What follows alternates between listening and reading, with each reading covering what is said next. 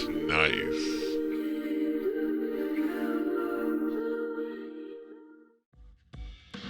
What's up, guys? It's RevG again, out in the garage. Got the Hadrocopter C10 with me, and I'm just kind of reclining on the floor here with the frame we built in the previous video. If you guys haven't yet, go check out the previous two videos.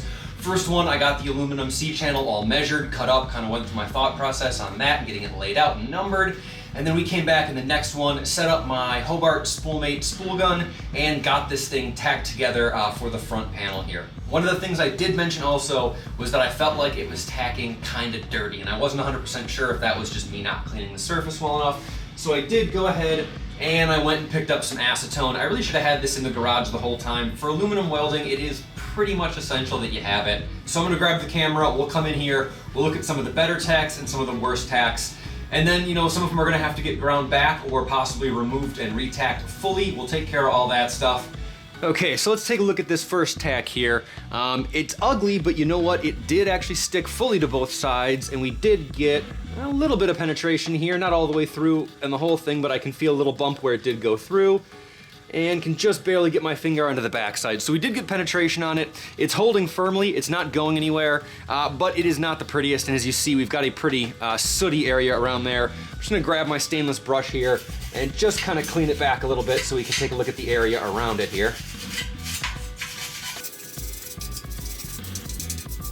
Okay, so brushed it off a little bit, and you guys can see it's not too bad. It's not the prettiest tack, but it did fully stick, and I think that would be pretty much adequate for what I'm looking for out of the spool gun. Again, we have a couple factors working against us, but this I can live with. And about, I would say, 60% of the tacks turned out like that. Most of them had decent penetration and an overall decent shape. However, let me grab the camera and show you kind of the flip side of that. But let's compare that to this tack here. It really is only primarily stuck to one side, that is this far side here. It's extremely sooty all the way around, and there's very little material contacting what I guess I'll call the front of this box. There is an attachment point, so it's not loose or anything like that. These are the ones I want to watch out for, and I think definitely being able to clean up that material a little better is going to help me get the best chance I can. So I've got a lot of brushing, wiping, acetoning, tapping, and of course squaring. We'll get this cleaned up and we'll get her fully welded.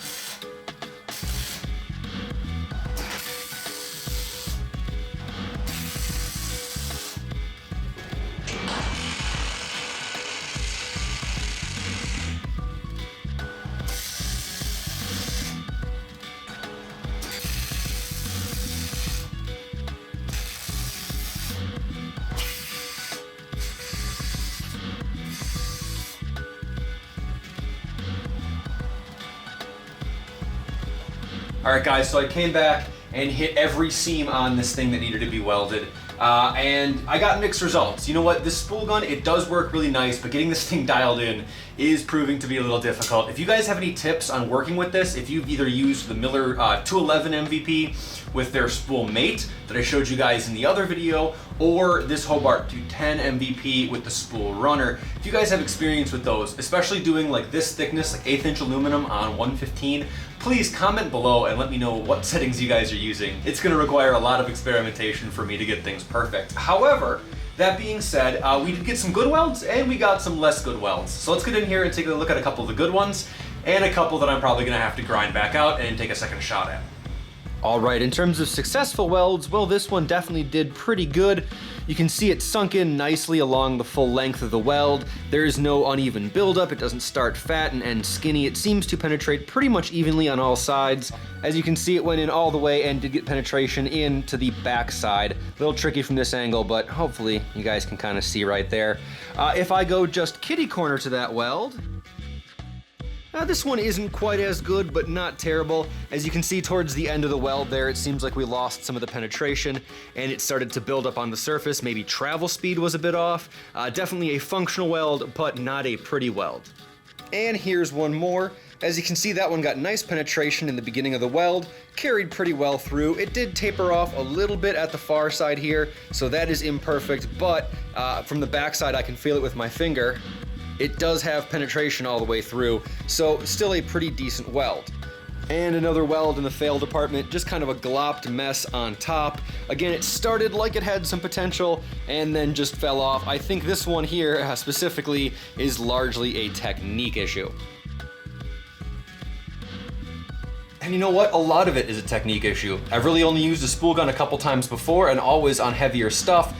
So I think for a first shot on some thinner material for something we're building from scratch, I don't think it's too bad. There's definitely a bunch that are gonna have to be kind of cut or ground back out and re-welded, but that's how you learn. It's a matter of getting trigger time or seat time or whatever behind the machine. Overall, I think the Hobart spool gun does okay. There's definitely some penetration issues on 115. Like I said, comment below if you guys have had experience with this. I think running it on 230 would probably give me some advantages. So I am gonna need to come back and fix a bunch of those welds, but it's squared up and welded into place for now, so let's grab it. I'm gonna set the camera on a tripod and see if it still fits into the back of the bed.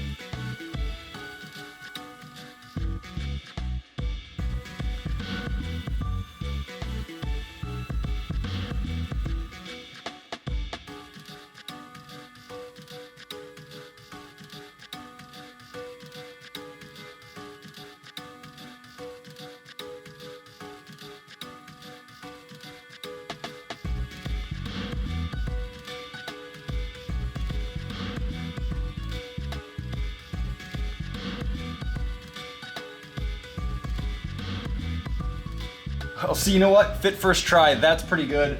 I'm really happy with the overall shape and the way it came together. It's pretty lightweight, definitely stiff even the way it's welded right now. Obviously I gotta come back and clean up a bunch of those welds before I'm gonna consider it, you know, fully satisfactory. But you know what? Overall, pretty good for a first shot, I think. I now only have to come back and do the entire rear and the notch cover and all that stuff. So there's a ton more work left to go, guys. Definitely check out the other videos before this if you didn't up to this point, obviously, for some context. The rest of the stuff in the Hatred Copter playlist, the Rebuild Everything playlist, my social media will be on screen.